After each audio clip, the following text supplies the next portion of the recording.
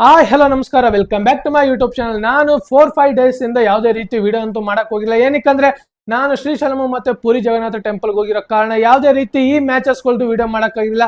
Champion ಟ್ರೋಫಿದ almost ಒಂದು 3-4 match ಗಳದ್ದು ಯಾವುದೇ ರೀತಿ ಪ್ರೀ ರಿವ್ಯೂ ಮ್ಯಾಚ್ ಮಾಡಕ್ಕಾಗಿಲ್ಲ, ಹಾಗೆ ಪೋಸ್ಟ್ ಮ್ಯಾಚ್ ರಿವ್ಯೂನು ಮಾಡಕ್ಕಾಗಿಲ್ಲ. ಆದ್ರೆ ಇನ್ನು ಮುಂದೆ ಕಂಟಿನ್ಯೂಸ್ ಆಗಿ ವಿಡಿಯೋಗಳು ಬರ್ತಾ ಇರುತ್ತೆ. ಹಾಗೆ ಪುರಿ ಜಗನ್ನಾಥ್ ಮತ್ತೆ ಶ್ರೀಶೈಲಂದು ಸಹ ವ್ಲಾಗ್ ಬಂದೇ ಬರುತ್ತೆ.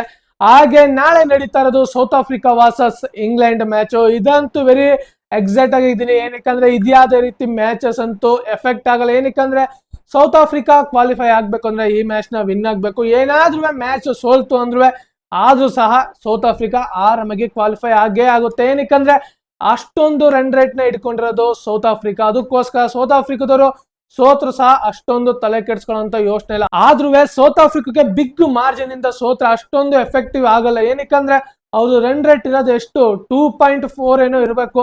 ಅಷ್ಟೊಂದು ರನ್ ರೇಟ್ ನ ಇಟ್ಕೊಂಡು ಇವರು ಸೌತ್ ಆಫ್ರಿಕಾದವರು ಇಂಗ್ಲೆಂಡ್ ಮೇಲೆ ಸೋತ್ರು ಸಹ ಡೈರೆಕ್ಟ್ ಆಗಿ ಕ್ವಾಲಿಫೈ ಆಗುವಂತ ಲಕ್ಷಣಗಳು ಎಲ್ಲ ಇದೆ. ಏನಕ್ಕಂದ್ರೆ ಇವತ್ತು ನಡೀತಾ ಇರೋದು ಆಸ್ಟ್ರೇಲಿಯಾ ವರ್ಸಸ್ ಆಫ್ಘಾನಿಸ್ತಾನ. ಯಾವ ಟೀಮು ಗೆಲ್ತದೋ ಆ ಟೀಮು ಪಕ್ಕ ಡೈರೆಕ್ಟ್ ಸೆಮೀಸ್ ಗೆ ಕ್ವಾಲಿಫೈ ಆಗುತ್ತೆ. ಅದಾದ ನಂತರ ಏನು ಸೆಕೆಂಡ್ ಪ್ಲೇಸ್ ಇರುತ್ತೋ ಆ ಪ್ಲೇಸ್ಗೆ ಸೌತ್ ಆಫ್ರಿಕಾ ಬಂದು ನಿಂತ್ಕೊಳ್ಳುತ್ತೆ. ಏನಾದ್ರೂ ಸೌತ್ ಆಫ್ರಿಕಾ ಇಂಗ್ಲೆಂಡ್ ಮೇಲೆ ಮ್ಯಾಚ್ ವಿನ್ ಆಗಿದ್ರು ಅಂದ್ರೆ ಯಾವ್ದೇ ರೀತಿ ಅವ್ರಿಗೆ ತಲೆ ಕೆಡ್ಸ್ಕೊಳ್ಳೋಂತ ಯೋಚನೆ ಬರಲ್ಲ. ಹಾಗೆ ಇವತ್ತು ನಡೀತಿರೋಂತ ಮ್ಯಾಚ್ ಆಫ್ಘಾನಿಸ್ತಾನ್ ವರ್ಸಸ್ ಆಸ್ಟ್ರೇಲಿಯಾ. ಯಾರು ಗೆಲ್ತಾರ ಅವರು ಸೆಮೀಸ್ಗೆ ಎಂಟ್ರಿ ಕೊಡ್ಬೋದು, ಇಲ್ಲ ಅಂದ್ರೆ ಅವ್ರಿಗೆ ಚಾಂಪಿಯನ್ ಟ್ರೋಫಿ ಕ್ಲೋಸ್. ನೋಡೋಣ ಯಾವ ರೀತಿ ಇವತ್ತಿನ ಮ್ಯಾಚ್ ನಡೆಯುತ್ತೆ ಅಂತ ಕ್ಯೂರಿಯಾಸಿಟಿಯಿಂದ. ಆಫ್ಘಾನಿಸ್ತಾನ್ ವರ್ಸಸ್ ಆಸ್ಟ್ರೇಲಿಯಾ, ಅದರಲ್ಲೂ ಅಲ್ಲದೆ south Africa versus Australia match ಮಳೆಯಿಂದ ರದ್ದಾಗ್ಬಿಡ್ತು. ಏನಾದ್ರೂ ಆ ಮ್ಯಾಚ್ ನಡೆದಿದ್ರೆ ಪಕ್ಕ ಇಂಥ ಪಾಯಿಂಟ್ ಟೇಬಲ್ ಅಲ್ಲಿ ಈ ತರ ನಾವು ನೋಡಕ್ಕೆ ಆಯ್ತಾ ಇರ್ಲಿಲ್ಲ. ಪಕ್ಕ ಅವಾಗ್ಲೇ ಯಾವ ಟೀಮ್ ಕ್ವಾಲಿಫೈ ಆಗೋಗ್ತದೆ, ಯಾವ ಟೀಮ್ ಕ್ವಾಲಿಫೈ ಆಗಲ್ಲ ಅಂತ ಬಂದ್ಬಿಡ್ತಿತ್ತು. ಆದ್ರೆ ಇವಾಗ್ಲೂ ಸಹ ನಾವು ಪಕ್ಕ ಈ ಟೀಮ್ ಕ್ವಾಲಿಫೈ ಆಗೇ ಆಗುತ್ತೆ ಅಂತಾನು ಹೇಳ್ಬೋದು. ಏನಕ್ಕಂದ್ರೆ ಸೌತ್ ಆಫ್ರಿಕಾ ಪಕ್ಕ ಕ್ವಾಲಿಫೈ ಆಗುತ್ತೆ. ಆದ್ರೆ ಯಾವ ಪ್ಲೇಸ್ ಅಲ್ಲಿ ಕ್ವಾಲಿಫೈ ಆಗುತ್ತೆ ಅನ್ನೋದು ನಮ್ಗೆ ನಾಳೆ ಮತ್ತೆ ಇವತ್ತು ನಡೆಯುವಂತ ಮ್ಯಾಚ್ ಮೇಲೆ ಡಿಫೆಂಡಿಂಗ್ ಆಗಿರುತ್ತೆ.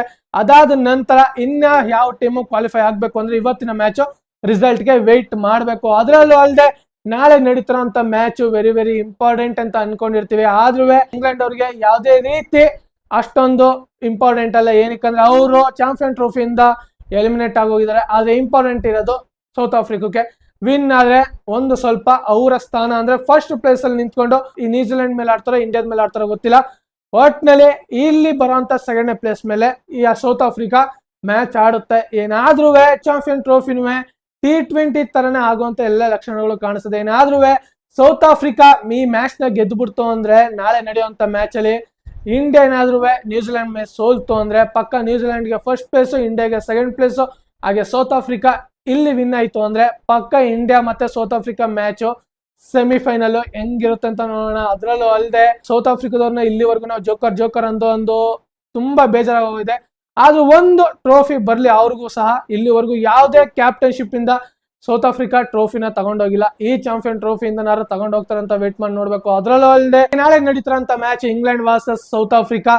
ಅದು ನಡೀತಾ ಇರೋದು ಕರಾಚಿಯ ಸ್ಟೇಡಿಯಂ ಅಲ್ಲಿ. ಇಲ್ಲಿ ನಾವು ಆಲ್ಮೋಸ್ಟ್ ನೋಡ್ಬಿಟ್ಟಿದೀವಿ ಎಲ್ಲ ಮ್ಯಾಚ್ ಗಳು ಸಹ ಡಿಫೆಂಡಿಂಗ್ ಆಗಿರೋದು. ಅದಕ್ಕೋಸ್ಕರ ಇಲ್ಲಿ ವೆರಿ ವೆರಿ ಇಂಪಾರ್ಟೆಂಟ್ ಆಗೋದು ಟಾಸ್ ಯಾರು ವಿನ್ ಆಗ್ತಾರೋ ಅವರು ಪಕ್ಕ ಫಸ್ಟ್ ಇನ್ನಿಂಗ್ಸ್ ಬ್ಯಾಟಿಂಗ್ ಆಡಕ್ಕೆ ನೋಡ್ತಾರೆ. ಅದ್ರಲ್ಲೂ ಅಲ್ಲದೆ ಸೆಕೆಂಡ್ ಇನ್ನಿಂಗ್ಸ್ ಒಂದು ಸ್ವಲ್ಪ ಸ್ಪಿನ್ನರ್ಸ್ ಗಳಿಗೆ ಹೆಲ್ಪ್ ಆಗುವಂತ ಕಾರಣದಿಂದ ಇಲ್ಲಿ ಫಸ್ಟ್ ಇನ್ನಿಂಗ್ಸ್ ಆಡಿದ್ರೆ ಬೆಟರ್. ಅದಕ್ಕೋಸ್ಕರ ಇದು ಒಂದ್ ಸ್ವಲ್ಪ first innings batting favourable, pitch flat wicket. ಅದಕ್ಕೋಸ್ಕರ ಕರಾಚಿ ಸ್ಟೇಡಿಯಂ ಅಲ್ಲಿ ಇಲ್ಲಿವರೆಗೂ 80 ಇಂಟರ್ನ್ಯಾಷನಲ್ ODI ಮ್ಯಾಚ್ ಗಳು ನಡೆದಿರೋದು. ಅದ್ರಲ್ಲೂ ಒಳ್ಳೆ ಚಾಂಪಿಯನ್ ಟ್ರೋಫಿನೂ ಸೇರಿ. ಅದರಲ್ಲದೆ ಫಸ್ಟ್ ಬ್ಯಾಟಿಂಗ್ ಆಡಿರೋರು 38 ಮ್ಯಾಚ್ ವಿನ್ ಆಗಿರೋ. ಹಾಗೆ ಸೆಕೆಂಡ್ ಇನ್ನಿಂಗ್ಸ್ ಬ್ಯಾಟಿಂಗ್ ಆಡಿರೋರು 39 ಮ್ಯಾಚ್ ವಿನ್ ಆಗಿದ್ದಾರೆ. ಆದ್ರೆ ಇದ್ರ ಪ್ರಕಾರ ಸ್ಟಾಟ್ಸ್ ನ ನೋಡ್ತಾ ಹೋದ್ರೆ ಸೆಕೆಂಡ್ ಇನ್ನಿಂಗ್ಸ್ ಬ್ಯಾಟಿಂಗ್ ಆಡ್ಬೇಕು ಅಂತ ಏನಿಲ್ಲ. ಏನಕ್ಕಂದ್ರೆ ನಾವು ಚಾಂಪಿಯನ್ ಟ್ರೋಫಿನೇ ತಕೊಂಡ್ರೆ ಯಾವುದೇ ರೀತಿಯಲ್ಲಿ ಚೇಸಿಂಗ್ ಆಗಿಲ್ಲ. ಅಂದ್ರೆ ಮೊದಲನೇ ಮ್ಯಾಚ್ ನ್ಯೂಜಿಲೆಂಡ್ ಪಾಕಿಸ್ತಾನ, ಇವೆರಡು ಮ್ಯಾಚ್ ಅಲ್ಲಿ ನಾವು ಚೇಸಿಂಗ್ ಆಗುತ್ತೆ ಅಂತ ಅನ್ಕೊಂಡ್ರು, ಆದ್ರೂ ಡಿಫೆಂಡಿಂಗ್ ಆಗಿದ್ದು. ಅದಾದ ನಂತರ ನೆಕ್ಸ್ಟ್ ಮ್ಯಾಚ್ ಆಗಿದ್ದು ಸೌತ್ ಆಫ್ರಿಕಾ ಮ್ಯಾಚ್ ಸಹ ಇಲ್ಲಿ ಡಿಫೆಂಡಿಂಗ್ ಆಗಿದ್ದು. ಸೌತ್ ಆಫ್ರಿಕಾದವರು ಒಂದು 300+ ಮೇಲೆ ಹೊಡೆದಿರ್ತಾರೆ. ಅದಾದ ನಂತರ ಆಫ್ಘಾನಿಸ್ತಾನದವರು ಈ ಮ್ಯಾಚ್ ನ ಸೋಲ್ತಾರೆ. ಅದಕ್ಕೋಸ್ಕರ ಈ ಕರಾಚಿ ಪಿಚ್ ಅಲ್ಲಿ ಎಲ್ಲರೂ ಫಸ್ಟ್ ಬ್ಯಾಟಿಂಗ್ ಆಡಕ್ಕೆ ಪ್ರಿಫರೆನ್ಸ್ ನೀಡ್ತಾರೆ.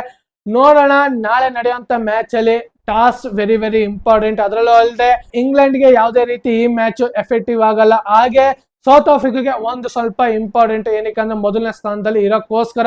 ಹಾಗೆ ಇಂಗ್ಲೆಂಡ್ ಅವರ ಪ್ಲೇಯಿಂಗ್ ಲೆವೆನ್ ನೋಡ್ತಾ ಬಂದ್ರೆ ಏನು ಆಫ್ಘಾನಿಸ್ತಾನ್ ಮೇಲೆ ಪ್ಲೇಯಿಂಗ್ ಲೆವೆನ್ ಇತ್ತು ಅದನ್ನೇ ಕಂಟಿನ್ಯೂ ಮಾಡುವಂತ ಎಲ್ಲ ಲಕ್ಷಣಗಳಿದೆ. ಏನಾದ್ರೂ ಮೇಜರ್ ಚೇಂಜಸ್ ಮಾಡಿದ್ರೆ ಬಾಲಿಂಗ್ ಅಲ್ಲಿ ಒಂದೆರಡು ಚೇಂಜಸ್ ಮಾಡ್ಕೋತಾರೆ, ಹಾಗೆ ಬ್ಯಾಟಿಂಗ್ ಅಲ್ಲಿ ಸ್ವಲ್ಪ ಚೇಂಜಸ್ ಮಾಡ್ಕೋತಾರೆ. ಅದರಲ್ಲದೆ ಎಲಿಮಿನೇಟ್ ಆಗೋಗಿದ್ದಾರೆ. ಅದಕ್ಕೋಸ್ಕರ ಬೇರೆಯವ್ರಿಗೂ ಒಂದು ಸ್ವಲ್ಪ ಚಾನ್ಸ್ ಕೊಡೋಣ ಅಂತ ಪ್ಲೇಯಿಂಗ್ 11 ತರ್ಬೋದು. ನೋಡೋಣ ಏನ್ ಸ್ಟ್ರಾಟಜಿ ಮಾಡ್ತಾರಂತ.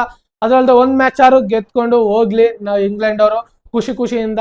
ಹಾಗೆ ಸೌತ್ ಆಫ್ರಿಕಾ ಅವರ ಪ್ಲೇಯಿಂಗ್ 11 ನೋಡ್ತಾ ಬಂದ್ರೆ ಏನು ಹೋದ ಮ್ಯಾಚ್ ಅಲ್ಲಿ ಅವರ ಪ್ಲೇಯಿಂಗ್ 11 ಇತ್ತು, ಅದೇ ಪ್ಲೇಯಿಂಗ್ 11 ಸಹ ಇಲ್ಲೂ ಕಂಟಿನ್ಯೂ ಮಾಡ್ತಾರೆ. ಏನಕ್ಕಂದ್ರೆ bowling lineup and batting lineup ಎರಡು ಸಹ ಅದ್ದೂರಿಯಾಗಿದೆ. ಅದಕ್ಕೋಸ್ಕರ ಯಾವುದೇ ರೀತಿ ಮೇಜರ್ ಚೇಂಜಸ್ ಅಂತೂ ಮಾಡಕ್ ಹೋಗಲ್ಲ. ಏನಾದ್ರು ಚೇಂಜಸ್ ಮಾಡ್ಬೇಕಂದ್ರೆ ಇಂಜುರಿ ಆಗ್ಬೇಕು. ಯಾವುದೇ ರೀತಿ ಇಂಜುರಿಯಿಂದ ಈ ಟೀಮ್ ಅಲ್ಲಂತೂ ಅಷ್ಟೊಂದು ಇಲ್ಲ.